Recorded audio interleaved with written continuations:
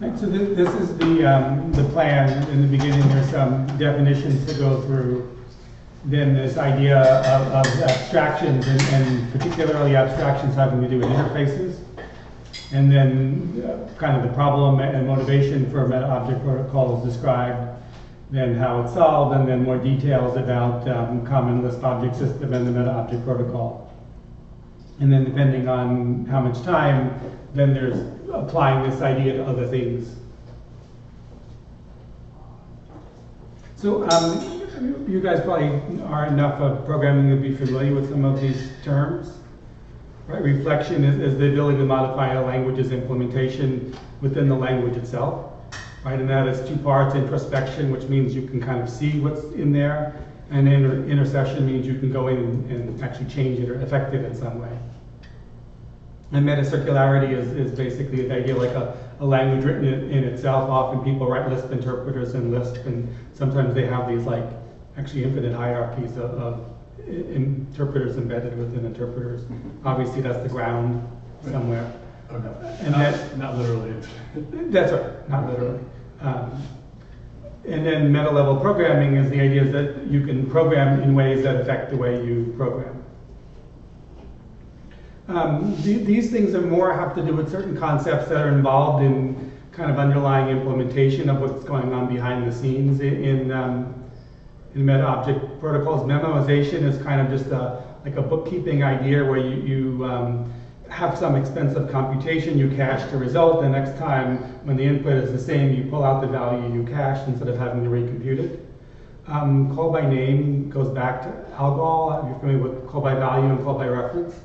Call by name is if you pass in like a sub I plus plus bracket, right, or an array index, you're actually passing that whole structure, and what it winds up doing is compiling a piece of code and passing as the argument the piece of code, so then in the function that's called, it actually executes the code. So I will get incremented, and you're actually referring to the computation a sub I plus plus instead of a particular value that doesn't change. So the actual parameter gets compiled into a piece of code, and then the piece of code gets passed, and then the piece of code gets executed. So it's actually used in Haskell with the lazy evaluation as a similar type of thing, and that's also thunks is the name of the piece of code that gets passed, and lazy evaluation is done with thunks in Haskell.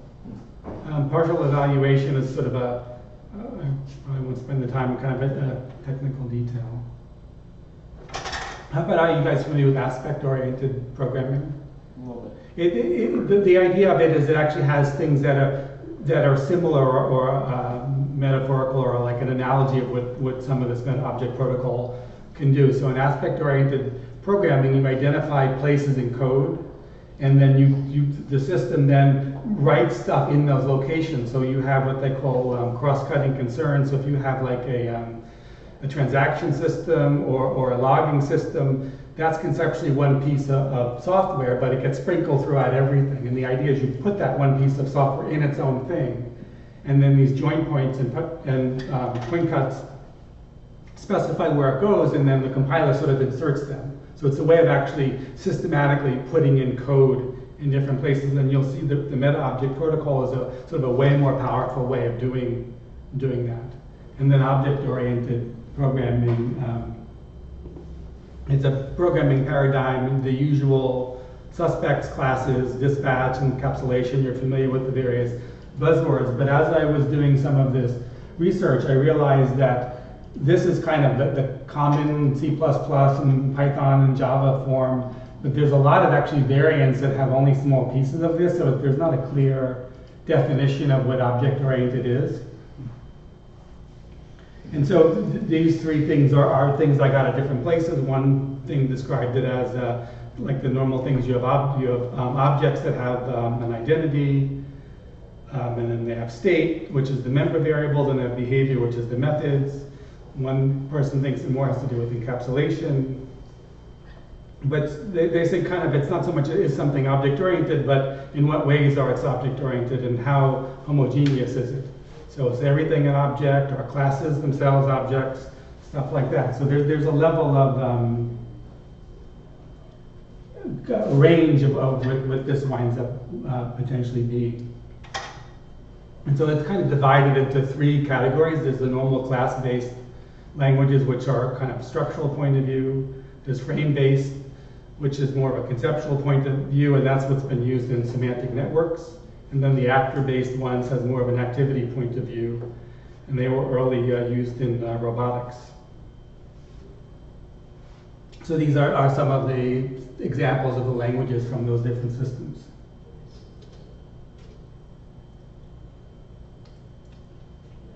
Various Simula, I guess, is credited for being the first object-oriented language. And then there's sort of pure ones, or at least ones that were built from the ground up. There's other ones that have been like extensions added onto traditional languages. There's the whole sort of Algol family. And then loops and flavors were the precursors of class. And part of the motivation for class was being able to be compatible with both of those sort of worldviews. Classes, common list object system. So now this idea of abstraction in software, and there's sort of three basic principles underlying this view, and one is it has to do with managing complexity, and it has to do with sort of drawing a boundary between sort of what's particular and what's common. So the particular part might be like the parameters passed in, and the common part is the underlying code. And so there's kind of this underlying notion that this type of abstraction is sort of how you define interfaces with things. And the idea is that the abstraction hides the implementation, you only need the interface.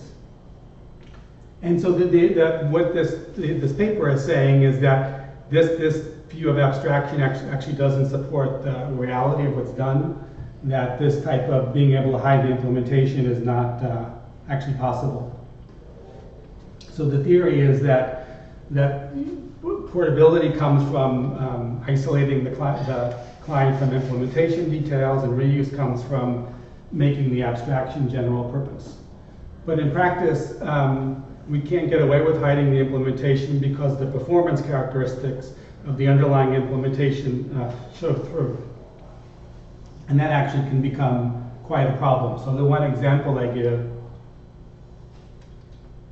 is a spreadsheet example where you have a 100 by 100 grid, and each one of the little grids you call this make window, so you actually have a window for each grid.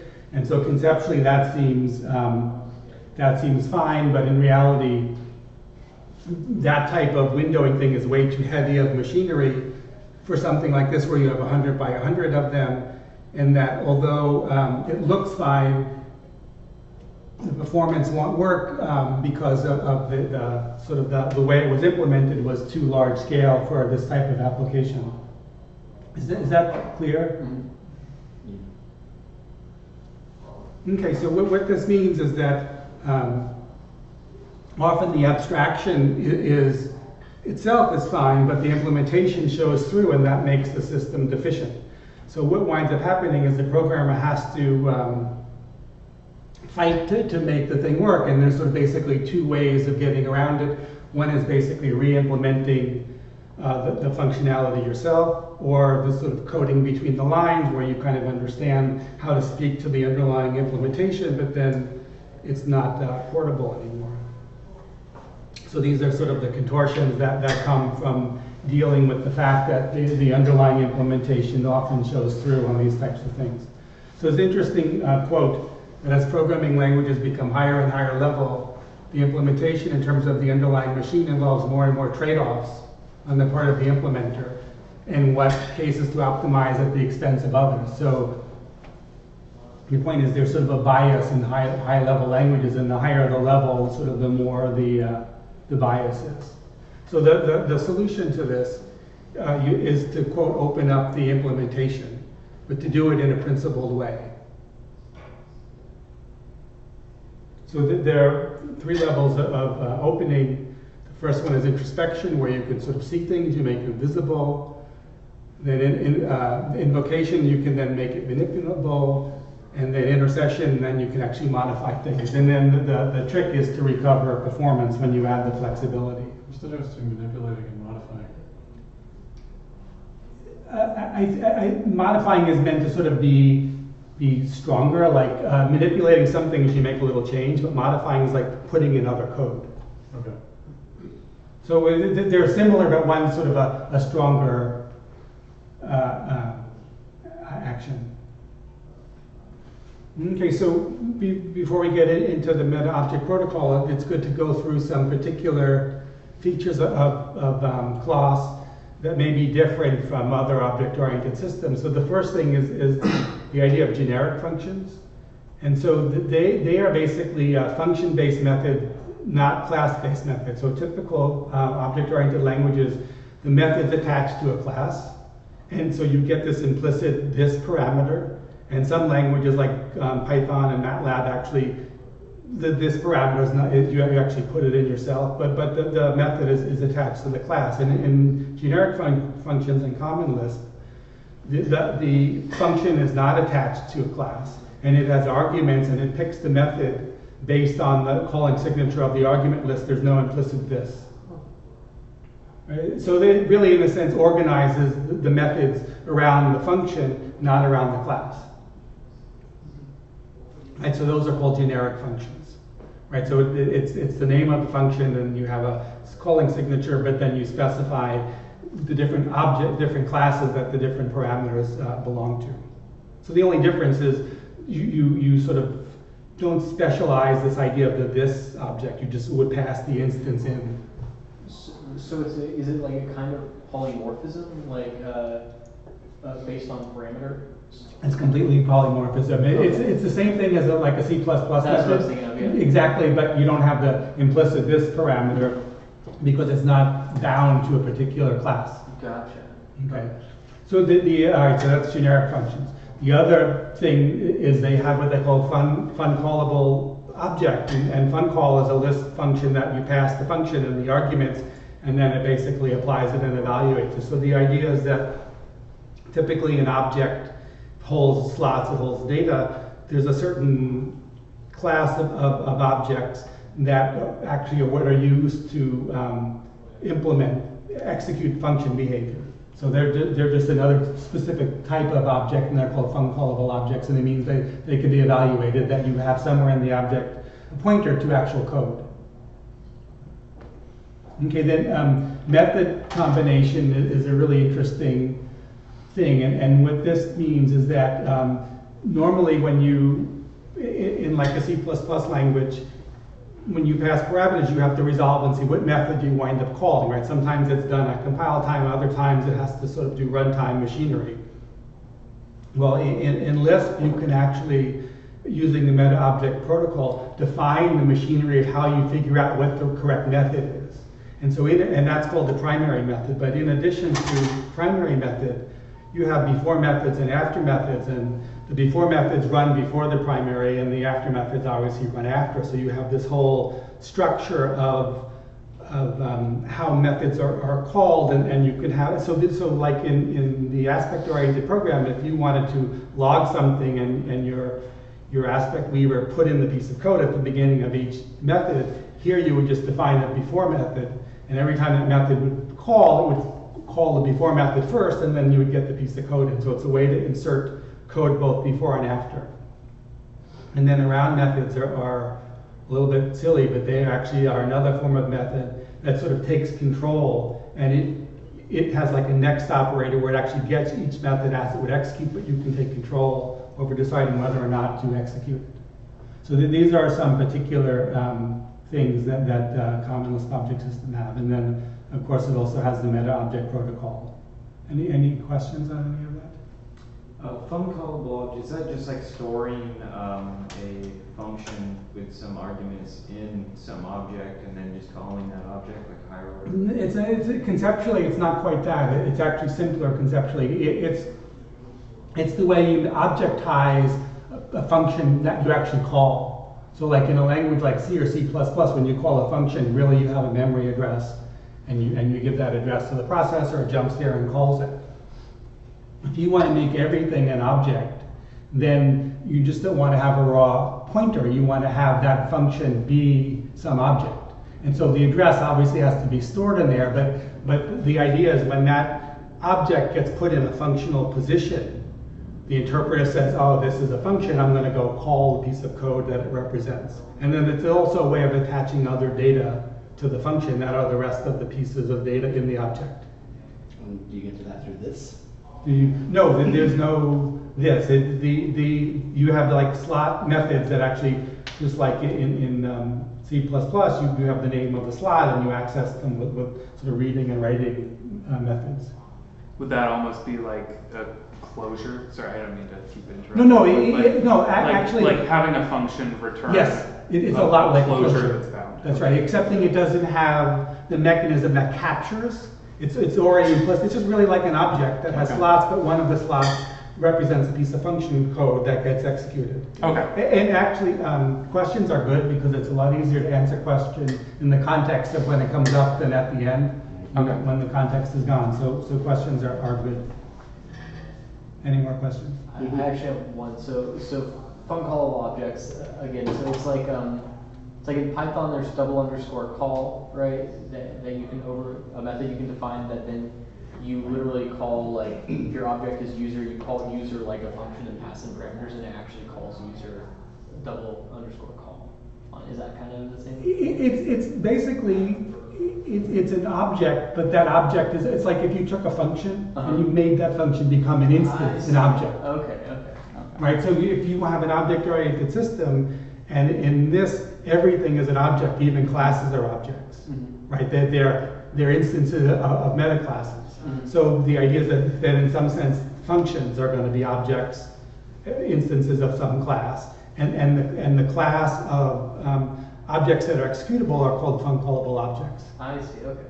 So it just puts functions in the object. That's right. It's a way to conceptually bind it in there. Okay. Right. Okay, so the idea is that traditionally languages are viewed as a black box. You sort of don't get access to the machinery of the language, the definition of the language, but the Metaobject protocol opens up the class abstraction and it actually opens up the implementation. So a meta class is used to modify a class so as to impart property to its object. So it becomes a way to actually control the implementation. So this sort of traditional programmer access, if you see, you've got sort of some client programmer writing code, the designer made some interface, some API, and then you have implementers implementing, and this is a black box, and you kind of talk to it right through the interface. So the idea of the Metaobject protocol is you have another interface, which is the Metaobject protocol, and you can also write code for this, and this code now not only talks to the interface, but actually redefines, re-implements, or overrides, in a sense, aspects of the implementation. When you say implementation, like how a user would interact with it? No, I mean, to sort of jump ahead, like when you have an object-oriented system, it has a way of computing inheritance, right? And if you have like C++, it has multiple inheritance. And another language, multiple inheritance. The superclasses with multiple inheritance don't define a strict order, they define a partial order. And you can actually use a topological sort to get a strict order, but you can get different strict orders for one partial order. So the inheritance of C++ might be different from the inheritance in Python because the way they resolve the multiple inheritance might be different. Right? I'm getting ahead, but that's fine. So if I had, say, a Python object-oriented set of classes, and it assumed a certain type of way of computing inheritance, and I wanted to port that to Lisp, and its inheritance was different, I'd be in a lot of trouble. It would not be an easy way to port it. But the idea of being able to override the implementation is you can override, and you have access to the machinery that computes how you compute inheritance. And so computing inheritance is nothing but a method on the meta class that makes classes. And so if I override that method, I can change the computation that computes how inheritance is computed, and now I have a different ordering of how inheritance happens. So those underlying pieces of machinery, you actually have access to the code, and we'll get into more details because that's kind of the crux of what this does. And there's a couple of examples coming. So the original goal of building Metaobject protocol was, like I said, there was loops and flavors were original, and so the idea was that they wanted to have compatibility with these previous Lisp-based object-oriented languages. They wanted to have good performance, and because of the way Lisp is used, they want to allow a lot of experimentation with these concepts. So they wanted something very flexible. So these are kind of what happens. The Metaobject protocol determines the structure and behavior of the objects, and these classes inherit structure and behavior from superclasses. And so using that, you actually open up the abstraction, and you can now control what's in essence, what's in the implementation.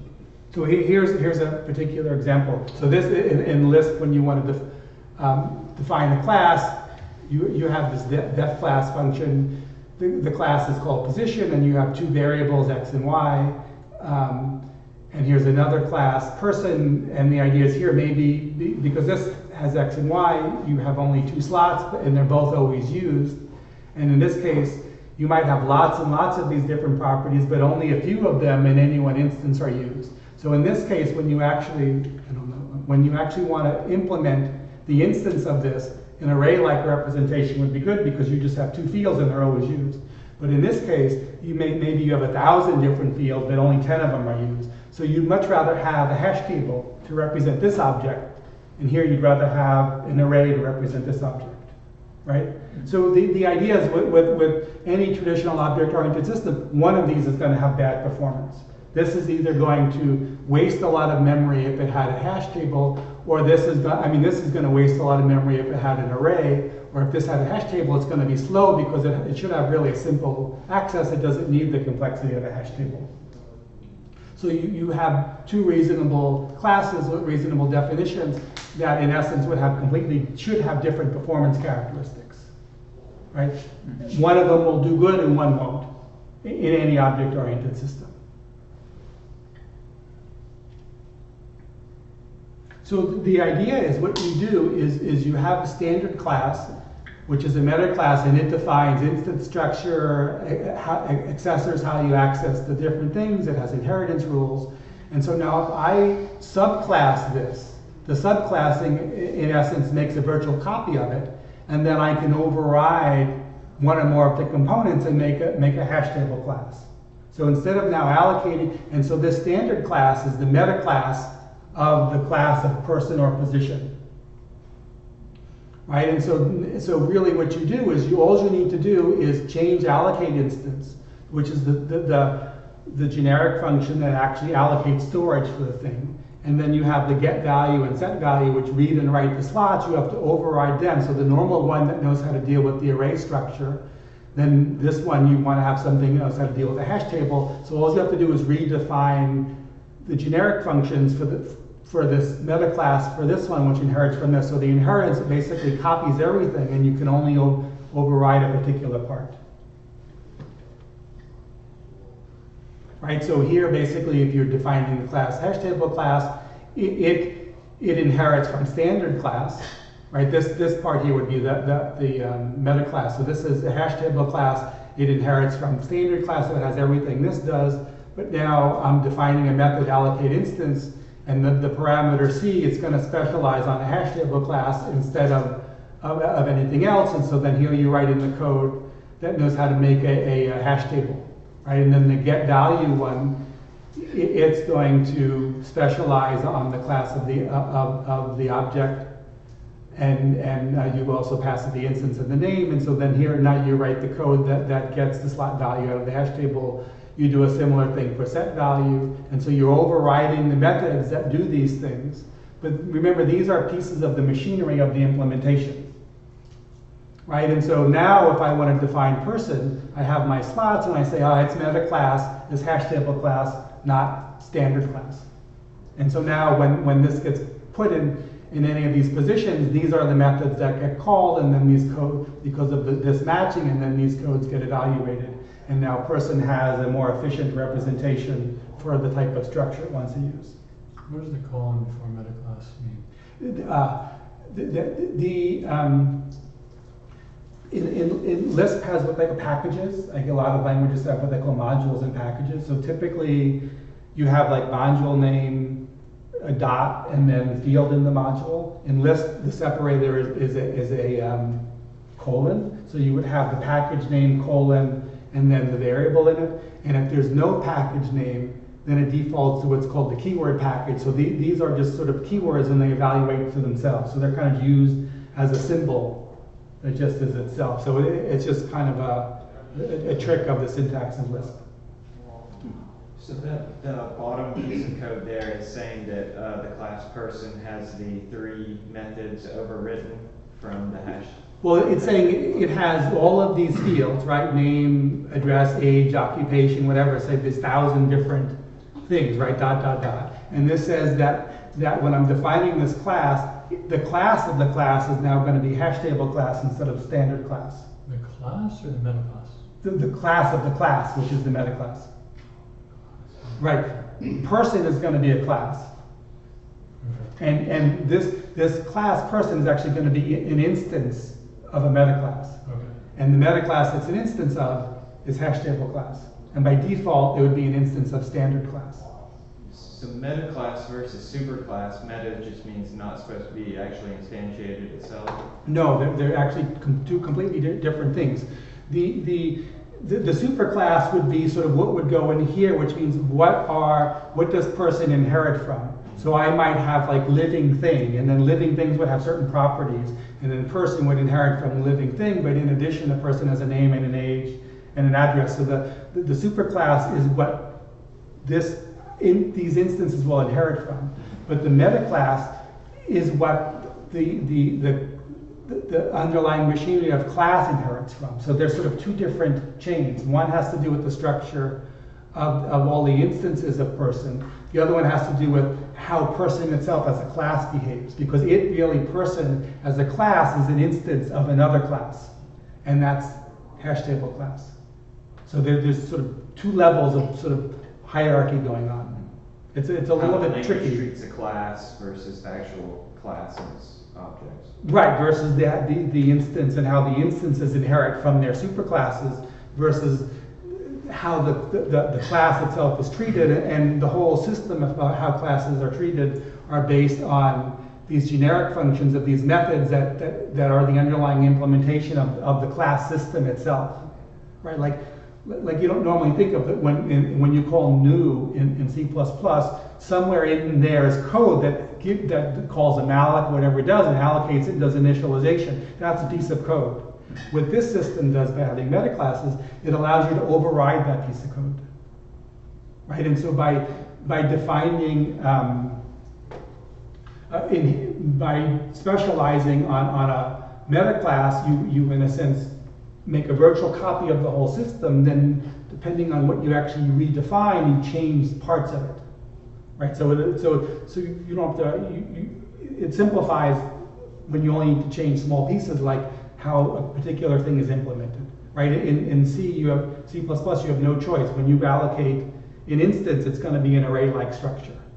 Right, but again, if you wanted to have 1,000 slots and only use 3 of them, and you'd rather have a hash table, you have no way to do that. Right, but through this mechanism, you do. This is an important concept. I mean, this is sort of the basis of what this is about. Can I review the vocabulary? There's Yes.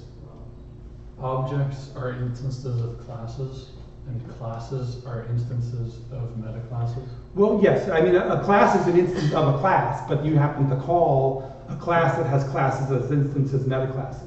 But in a sense, there's no difference. I know it gets so recursive when you have. Yeah, it gets a little bit recursive, but that happens with reflective languages. So a class has instances. Yeah. Right? Which are objects. Which are objects. But a class can also have instances that are classes. Okay? And those classes are called meta classes. But they're just classes. Okay. So So you have meta class, and it has, as instances, classes. And you have regular classes, and as instances, it has objects. And the idea, though, is the structure of the meta classes define the behavior of the class. So by And overriding. is those three functions, is that everything there is to a meta class? No, there's a lot, you'll see there's tons of stuff. The whole object-oriented implementation is implemented this way. This just happens to be the three functions that allocate the instance and read and write slots. It's just gonna assume you have everything from a normal class already, Well, unless you specify otherwise. You get that because hash table class inherits from standard class. So by default, it's just, normally if you don't define a method, you use the method of the superclass. And so standard class is the superclass of hash table class. So if you don't define get value method, it will use the get value method of standard class. So you have actually a responsibility when you do this. These things have to be changed in pairs. So if you're changing the actual implementation so there's a whole protocol involved. So if you're changing how this allocates storage, you have to change how the different fields within the storage are accessed. To prevent like name collisions. Well, to prevent crashing, if you allocate an array but then you use a hash table lookup, it's not going to work. So there has to be a coordination between sets of these meta objects. I mean, of these generic functions, right? And that's partly what they mean by protocol. Is you have a protocol of how these things are changed in groups and deal with certain aspects of the functionality.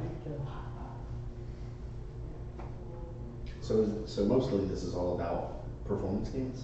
Well, it's about performance gains in that you want to change the performance characteristics of the implementation, but it also gives you a flexibility. Well, here's the second example, which deals with semantics. So this goes back to the other case. If I want to port something to Lisp and that language has a different rule of inheritance, it'd be very hard to go through and change the code to deal with different inheritance because you have to see what methods were defined and which ones were defined on superclass. It'd be a nightmare. And so all you do is you override the piece of code that computes the inheritance. And now you've changed the semantics of your object-oriented system. So it's like a language with, like a bring your own semantics. It's a language that allows you to override any of the semantics. So that's what it means by opening up the implementation. Okay. It's a really cool, clever idea. I think it's fascinating. Yeah. So like in Ruby, how you can change like what happens if you access the property of a class that's not defined. Like you can do the same thing here. So you give every class, say like an ID field or something, and then just have that be automatically defined for every class. That's right. Okay. And you would subclass standard class, and you would tell it that when you make code. Okay. Right. Exactly. Okay. Yeah. Is Okay. this unique to the class?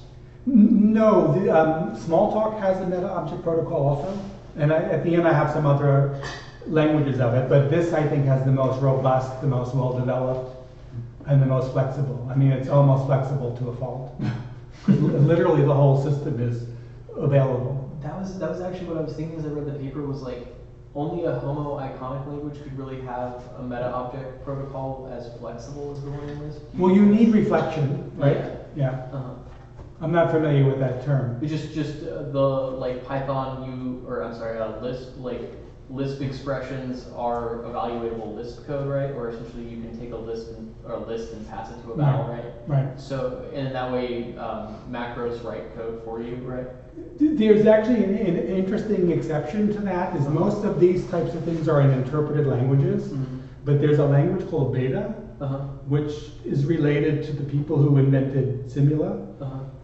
And it's like an object-oriented language, but it's even simpler than that, meaning its underlying thing is called a pattern. In the pattern, you could make functions, you could make objects, you could make classes, you can, almost everything in the language comes from this more general concept of a pattern. Is that like Snowball or like those kinds of languages? It's different. It's very simple. I'm not trying to program in it because it's pretty basic. But the point is, it actually is a compiled language, and so it has to, through understanding the typing and stuff, resolve these type of issues at compile time. So I think it's hard, and you probably don't have the full flexibility that you would have by having the runtime information around. Yeah. But the point is, a compiled version of this does in fact exist, but it's an academic language and it's called Beta. Gotcha. Interesting. Thank you. Okay, so here's sort of, in a sense, trying to summarize the idea of the class perspective.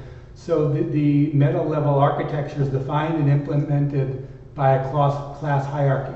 And the instances of these classes implement elements of the class object model at runtime. And so class classes and methods are themselves instances of classes at the meta level, and extensions to the static part of the implementation are made by subclassing the classes at the meta level, and the dynamics of the language are captured by the set of generic functions that specialize on those meta classes, right?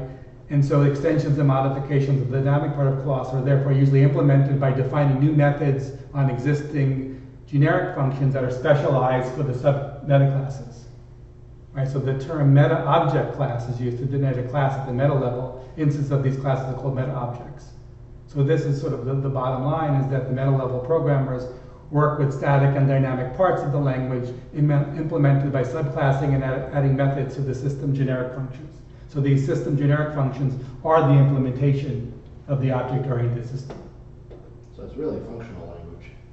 Yes, this is a functional language, although not pure by any means. Okay, so the structural part of the meta-object protocol basically reflects a breakdown of class into the basic concepts, right? And so the main building blocks are classes, slots, methods, generic functions, and method combination. So if you look at the top of the class hierarchy, T is the class that's sort of the superclass of everything. If it was not listed, it would be called object, but they call it T for some reason. And then that inherits standard object, and then class, slot definition, generic function, method, and method combination all inherit from standard object. T is for top. Well, T is true in Lisp. So Lisp has T and nil for like true and false, and T also evaluates to itself. It's just kind of an important symbol in the language, like nil, and so they call it NT for top, I guess. Also, yeah. So everything is its own truth. The only falsity is nothing. Or a contradiction, right? Anything is provable from a contradiction. Right. So really what gives that hierarchy its power is the T, right? Because if you just have a standard object and then everything comes off of standard object, then you wouldn't have that extra layer of No, this actually is almost irrelevant. Okay. You're not really used this much. This is where it starts. But you'll see as you actually get below this, and I have other pictures of more of the class tree. Oh, okay. So you'll kind of see how it's organized. Okay. We'll get to that. So the idea is that the classes are the organizing principle of the protocol, and every class object is an instance of a class. So classes, slot definitions, methods, generic functions, they're all instances of a class. And the generic functions are instances of their fun-callable objects because they get evaluated. So this determines the structure and behavior of the objects that are its instances. And so the metaclasses determine the structure and the behavior of classes. So classes inherit structure and behavior from superclasses. So when you subclass, you get, in essence, a virtual copy of the implementation, allowing only some aspects to be overwritten. So that kind of summarizes what we've been talking about. So technically, every function is a fun-callable object. Well, everything within the class system, but Lisp itself has functions that are not part of the system. But everything in the class system, every function, which are really generic functions and methods, are instances within the system. But traditional Lisp existed before this, and so traditional Lisp has sort of traditional types of functions in it. So there's a class called class, and it has, and these classes inherit from it. Built-in class. This is the meta class for the class of integers, floats, characters, all the sort of normal hardwired stuff. Forward reference class is the meta class of a class that you can't complete yet because it references something that maybe isn't defined. And what would be interesting about that is if I actually then try to reference it, the methods of forward reference class then will try to resolve and to finish the definition of the class. So you might have defined stuff and it's not done, so it's meta class is forward reference class, then you try to maybe allocate something, and since then you've actually allocated the other classes that it references, maybe the classes it inherits from. So then when you then try to allocate it, the method and forward reference class will see that it's not referenced and then call things to try to complete it. So you actually, it's a small detail, but, and then of course standard class is the main meta class that all the rest of the class stuff inherits from. So this has things that describe slots. It has stuff that store the sub and superclass lists. It has information about the class precedence list. Has information about default. So instances of standard class have all the data pertaining to describing what a class is. Right? Is that clear? So the class that describes the superclasses is really a list on the meta class. So once you've calculated it, you refer to that. Now you know the hierarchy of what it inherits. But when you build it, you have to call the function that actually builds that list, and that could be overridden. Okay, so the other meta class is slots, and this sort of defines the slots where data, and slots is just sort of the list word for the variables in the objects. And so it's more than just a physical place to store the value. It manages typing, initialization, accessibility, so it has all the stuff that's needed to know how to read and write and initialize and reinforce the type of the slots. And then Lisp is dynamically typed, right? yes. So Yeah, in fact, the funny irony is that you can define types for slots, but they're not used. It's like a notational. That's right. Or maybe the compiler will take it as a hint, but the interpreter itself doesn't enforce. If you say this slot has type integer, that you can put anything you want, it doesn't care, but it's defined to have type integer. But you can actually override the set method to check it. So if you wanted to enforce it, you would then subclass the standard class and override the set value function to check the type and say if the type is incompatible, throw an error. So you can do that if you wanted to. But the system itself doesn't, as defined by default, it doesn't care. You can kind of make it statically typed, just check it, you're fine. Right. It does use class type for pattern matching, right? To figure out which Well, method you call. for method invocation, that's right. They're called specializers. Okay. But it uses, I mean, that's how it knows how to compute the methods based on that. But those are the classes of the instance, yeah. Right. Not the classes that you say this particular variable in this object has. Okay, so anyway, so the method has stuff that describes arguments, qualifiers, the environment, the generic function it belongs to, the body of code. So this is all the stuff for methods. Now, the generic functions are interesting, and so understanding how generic functions are called will give you more of a clue into how the Metaobject protocol works. So when you want to call a generic function, I have some function like allocate instance or get value and I want to call it. How you know what method to call? First is that you have to determine the class of each of the required arguments, right? Then using those classes, you wind up looking at what all the methods that exist and you sort of sort them based on the inheritance structure or relationship of the classes. Then all of those methods that are called applicable are then combined into the effective method. Now remember, in a normal language like C++, the effective method is just a single method. In class, you have a single primary method, but you have a list of possible before and after methods. And what makes it even, and then of course the final thing is that the effective method is run. But what makes it even more bizarre, and I won't go into it because it's a little bit esoteric, one of the other main categories was called method combination.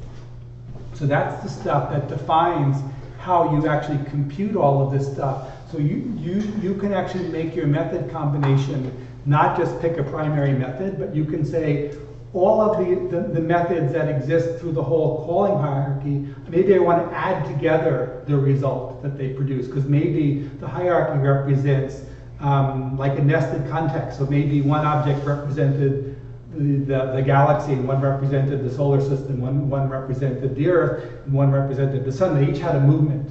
And so the get velocity method, you'd want to add up of all the things that it inherited from, because the inherited chain represented in some way the context. So then the actual method that you would call all of them, add the result, and that's what the answer that it would give you. So how methods are called and how they're determined is completely programmable. And there are even like built-in ways of listing all the results, adding them together, getting them in, getting the max. So there's a whole machinery of how you decide what methods to call and what you do with the results if you wind up actually calling more than one. Now, there's some sorting that would have to happen on the before and after methods too, right? That's right. Okay. How does that work? The before methods start from the most specific to the most general, and the after ones go in the other direction. Okay. So you get the most specific, you do the before, then you do the primary, then you do the most general after method, and then you go to the most specific after. Gotcha. So, right, and again, you can do an around method, which you can then take control over that whole process. Yeah, and give enough rope and you could. Yeah, you could really break some things. That's right. So here actually in Lisp is right, so define function, and it's called apply generic function. So this is the thing that takes the generic function and takes an argument, applies the argument to the function, and actually evaluates it. So let star is kind of like your local bindings, and the star means that they're done sequentially. So mapcar does class of on all the arguments. So here a classes becomes a list of all the classes of the arguments. Then compute methods based on the list of classes, and the generic function actually computes what the list of acceptable methods are. Then the effective method computes then now which is the effective method that you actually want to call. Then you sort of compile that, and then ultimately you call the effective method, which is the compiled code and the arguments. So these ones here are generic functions that are actually computations of the underlying object-oriented system for how you decide how to compute what methods are appropriate given these arguments that are members of these classes.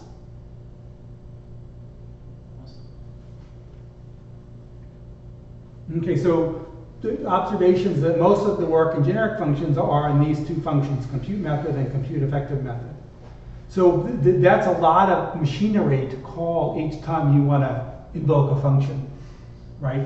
And so the idea is if you place a modest restriction on these generic functions, that the results can be cached. So if that the generic functions, if they're functional, meaning given the same arguments, they produce the same results. So given this sort of same set of classes, it winds up producing the same methods. You only have to do this once, and then you cache the result. And then the overhead of this amount of flexibility now is gone. You only pay for it the first time, right? So here's what the original code was. Now instead, you again compute the classes. Now you look up in the cache to see if it exists. If it exists, then you call the effective method, and that's this. The if this is the true branch, and this one now is the false branch. So if it doesn't exist, then you actually do the heavy machinery. But then the final thing that it does is it fills the cache, and next time you call this function, you're not paying, you're just paying for a cache lookup. Did you write this? No, this was written by very smart people at Park. Oh, is this from the paper? Yes, this is from the paper. I forgot this was about a Is paper. that considered memoization? Yes, that's exactly what it is, memoization. That's a good catch. And things are immutable, so you can just leave them in the cache. Well, one of the things you do too is Lisp has a thing called change class. So you can take a class and you can tell it, I want to redefine what the instances of this classes are, and then it sort of marks it, and then when you try to call something, then it will sort of change it, and then it'll invalidate the cache and recompute it. So you can literally say, I had a position x, y, now no, I think I want to pull the coordinates, and I want to now redefine my position object, and you call that redefinition, and then it sort of sets the system, and then it sort of takes care of itself as things get run. Wow. It's a ridiculously flexible system, I mean, almost to a fault. Yeah. Okay, so the bottom line of this is that the common path through the runtime, the cache hit, there are no meta-level generic function calls. So in the steady state, no performance penalty is incurred for having the protocol. But nonetheless, the protocol allows you to customize the method lookup and combination rules. So that's a pretty good trade-off. In the common path? Meaning that the normal path through it, you wind up only doing this. Right? Well, but what means normal? I mean, why did you write those things if they're never going to get used? What? No, this gets called the first time. Because the first time it's not been done and the value is not cached. So this lookup will fail, and then it will compute this part of the code, which actually goes through all of this heavy computation. But when it's done, it fills the cache. So then the next time you call that function, all it's going to do is look up the cache and then evaluate it. So the common path is what's followed What happens when commonly. when the cache is full? That's right. That's the common case, and that doesn't have the overhead. It just has the cache lookup. So when the cache is full or when the cache is empty? No, it's not so much full or empty. It's just it's like a map. So when you have a certain set of for this particular function, if you're calling argument signature is such and such, that's what it looks up. Then it says, oh, do I already know how to compute the methods for that? Let me just get that compiled thing. And if not, I have to go figure out how to compute methods for it. And that would be off the common path. That's right. That's the first time when the cache is empty. Feels like it should be if not cached. Well, if cache meaning that there's a non-null value, then you call the effective method. The cache thing is the compiled version of the. I forgot that if else. Yeah. I was thinking everything I did was if. Yeah, the first object is the true case, and this one here is the false case. Right. List syntax. Yeah. Yep. So this gets back. This is sort of the whole class hierarchy.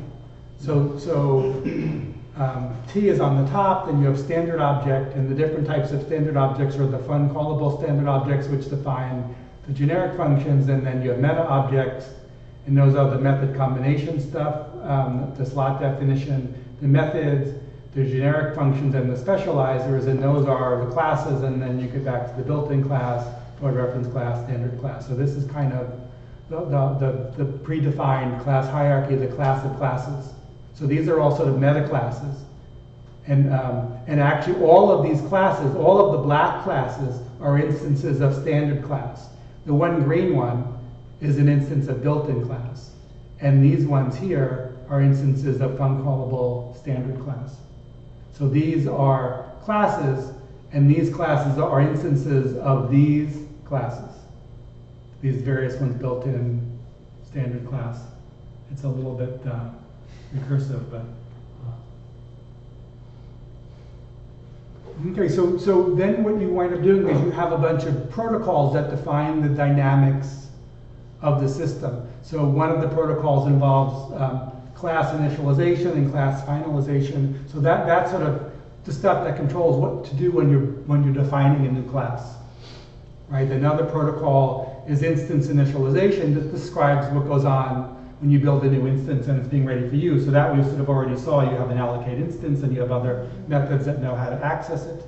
There's a dependence maintenance protocol that helps maintain relationships amongst meta objects. That's kind of an esoteric thing. The method lookup protocol determines how methods are found, and the instance structure protocol. So these are all sort of sets of generic functions that in essence implement the various parts of the object-oriented system. So when you want to change something, typically you have to change a set of functions in a particular protocol.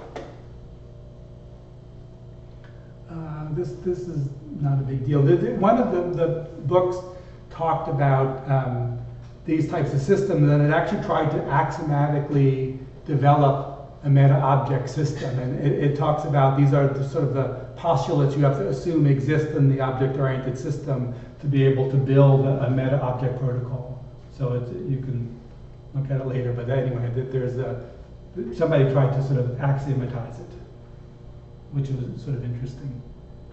I don't know if this is that important. Part of the idea is it's a very tricky thing to define a meta-object protocol, because how you cut up the implementation and what you get access to is important. And so these are certain features that when you want to change something, you want the changes sort of to be localized within the code and kind of conceptually localized. So these are sort of a set of principles that make up a good meta-object protocol design.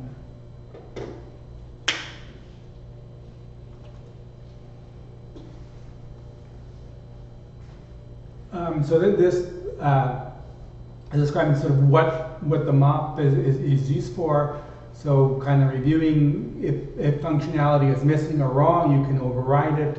You can do trade-offs on space and time, and you can actually, in a way, get greater usability. And this was a very interesting idea in that if I wanted to have, like n classes, and P different properties that I want those classes to have. If I manually want to build those, I have to sort of, in a sense, have n and 2 to the P classes because I'm going to sort of build a class with each permutation of the property. But by having a Metaobject protocol, I really only need, I don't need to build that much because I can just override and each of the different properties could be part of like a before method that then gets built into the system. So you actually can put together the things and I have to predefine all the permutations. So it's a way to have a much more sort of flexibility and reusability in how things behave. So If you were writing in Haskell, that problem would be solved the same way, right? You just have two kinds of classes. There'd be the class classes and then the property classes. Then you'd have things would be instances of two of those. Am I right? I'm asking. In Haskell? Yeah. Haskell doesn't really have classes. Right, but if you had some things, okay, so those n classes, just those are n types. Okay. And then P properties, so the properties must be classes. Well, no, what this means by a property is you wanted to have a class and say you wanted now to add persistence to the class. So you wanted, right, meaning that it would store on disk the value of the objects, that they'd be persistent even after the program exited. So that's one feature you can add to a class. Say another feature you wanted to have was logging. So every time something was read or written to, it would log that in a file. So you might have 10 properties of things you want to have as possibilities for your different instances of classes. So to do that manually, you'd have 2 to the P permutations of how you would combine, you'd have, how you combine them. But with the Metaobject protocol, you basically have n plus P classes because these become meta classes that sort of can inherit. And then when they inherit, they get those properties and you just say, because there's multiple inheritance, I want this class and I want it to have persistence and I want it to have this property and that property. So that definitely seems desirable. I just keep wondering, is this solving a problem that I'll never face in Haskell? It feels like composability. Like instead of inheriting, you're putting two things just into a bucket together. That's right. And the point is you don't have to build 2 to the P versions to have all permutations. You just have the P and then you just pick whichever ones you want. This is kind of assuming the n classes either kind of inherit from the same meta class. Or Well, you specify what they inherit from. You say, now I want to inherit to have these properties. The point, this is just kind of the idea of what different things that this heavy machinery can give you. But for the property to be applicable to all those classes, it has to be a fallback functionality. That's right. It would inherit, the meta class would sort of define the stuff it needed to have that property, then you would inherit from that meta class. Okay, now we have a couple of slides on some of the details of kind of what's involved in the implementation. So, and there's 2 different things, right? So one is a Metaobject protocol, which is this technical system. The other idea is just what they call an open implementation. So that just means you have access to the implementation strategy. So you don't have to do it with a Metaobject protocol. You can use callback functions, you can use dispatching procedures, maybe you can use call by name. So there are different ways, but this in some way is going to give you the most robust bang for your buck in terms of having access to an implementation. But there are some interesting issues with implementing. So one is sort of a bootstrapping. So ultimately, if classes are instances of classes, that has to stop somewhere. So standard class is an instance of itself, right? So, but if I wanted to define standard class, I need to have standard class already defined as its meta class. So you have this sort of circularity of how do you define standard class. So you have to sort of break some of these bootstrapping issues in the way you manually build a system. So you can't just like load in a list file and then have the system build itself, so to speak. There's bootstrapping issues. And then another kind of funny thing is sort of metastability issues, is that in order to access the value of some slot, I need to look up the method that tells me how to access a slot. But in order to look up that method, since that method is a field in some other object, I need an object that tells me how to look it up. So you have this infinite recursion of having to know how to do the thing, that you have to know how to do the thing kind of, right? And so you have to sort of break these types of reflective things somehow. The recursion, so to speak, has to end somewhere. So there's just some funny little implementation details that if you don't pay attention, they'll bite you somewhere along the way.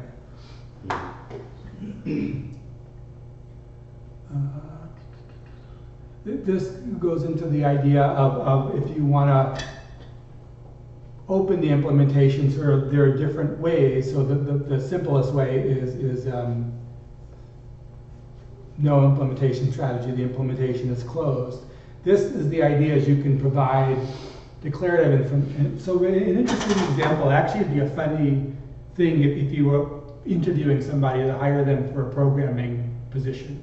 And you would say to them, you wanted to have them implement code, and you would say, design me code to implement sets, right? Now that's tricky because I can think of at least 5 or 6 different ways to implement a set, right? You can make it a list, you can make it a vector, you can make it a B tree, you could make it a hash table, you could make it a bit vector, and all of those are going to be appropriate depending on different use characteristics, right? And so if I wanted to build an implementation of set, one might be appropriate if I was doing a lot of unions and intersections, another one might be more appropriate if I was doing a lot of membership tests, another one might be more appropriate if I was adding and deleting objects a lot, so all of those different performing characteristics. So if you wanted to give somebody the different possibility, I mean the first thing is there's no possibility, you only have one strategy. The other one is you basically give it a declarative thing and you say, the way I'm using this is I am doing a lot of adds and deletes or whatever, and then let the implementation figure it out. So here you actually can specify the strategy. So you say, use a B tree to implement it. And then the final way is you actually can provide the implementation. So these are sort of a spectrum of openness that allows you to go in and change implementations. Okay, so we're getting near the end here. So these are other things you could do with the Metaobject protocol. So in addition to opening up an object-oriented system, you can open up features in a programming language like that, like the idea of a set. You have different ways you can implement it. You already do it to some degree in a simple way, like with pragmas. It'd be an interesting thing to do to operating systems. You can change page replacement strategies. You could do thread packages, maybe load balancing mechanisms. So you'd override how loads were distributed based on the characteristics. So you'd override the superclass and redefine that. You could do databases. You could do RPC mechanisms, a document process. So a lot of different things could benefit from this way of opening up the implementation. So the paper talked about 3 different things, ploy, satyr, and anibus. And these are sort of academic things. One is an interpreter for scheme, and the idea was to use that to make it easy to add extensions to the language. This also was a scheme compiler, so you can experiment with compilation strategies. And this was a parallelizing scheme compiler, and you could then experiment with different parallelization directives. So you had different ways of setting up your structure of metaclasses, different forms of generic functions that allow you to override the way these different systems work. Another one, this one was inspiring to me, SOL, which stands for Smalltalk Open Unification Language. This was a PhD dissertation in 2001. SOL is a logic programming language. It's implemented in Smalltalk, and the idea is normally like in Prolog language, you do reasoning over facts, right? And in SOL, instead of having facts, the things that you reason over are actually Smalltalk objects. But one of the things that are important for Prolog type systems is sort of unification. But how you want to unify one object versus another might vary, and so the Metaobject protocol opened up the implementation of the unification system, right? And so my dissertation in 2010 used an open system, and what I did is I opened the interpreter. So my system was a system to query software, so you could not only query the structure of the syntax tree and the control flow graph, but you can also execute the code and then query the behavior of the executing code. But the idea was that how the code was executed had the interpreter itself was open, and then I can override methods and change the behavior of the interpreter. Right, and these are actual systems. Smalltalk has a Metaobject protocol. Moose is some Perl library that has one, and of course then they made Juice is the JavaScript version. Groovy is some language that has one. Open C++ is a sort of a dialect of C++ that has a meta-object protocol, and then Python 3 has some form of meta-object protocol. So this is the main paper, and then a lot of the other stuff here was also taken from these other 3 papers. And these are 2 this book kind of actually describes the class implementation. It's slightly simplified, but there's a lot of Lisp code that sort of describes the protocol and the implementation. This is the one that had it's more C++ based, and it had the postulates, and it kind of almost is trying to formalize the notion of what a meta class is and how they work and what they can do and stuff like that. And these are some other books that are good for object-oriented programming, and a lot of stuff about how the Lisp system works. Any questions? Again, it's very kind of recursive, and it takes time to, so to speak, wrap your head around it, but I find it a fascinating piece of engineering. Yeah, big time. I always find it weird that things like this